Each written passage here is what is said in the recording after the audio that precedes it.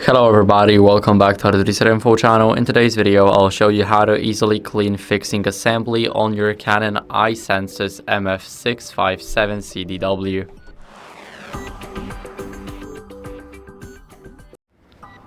So first, what you guys want to do is go over to the menu. Now here, select Adjustment and Maintenance and go to Maintenance. Now here we have the clean fixing assembly.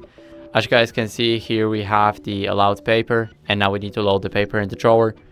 After we do that, we just click on the start button right here on the bottom right side of the screen, and that will start cleaning.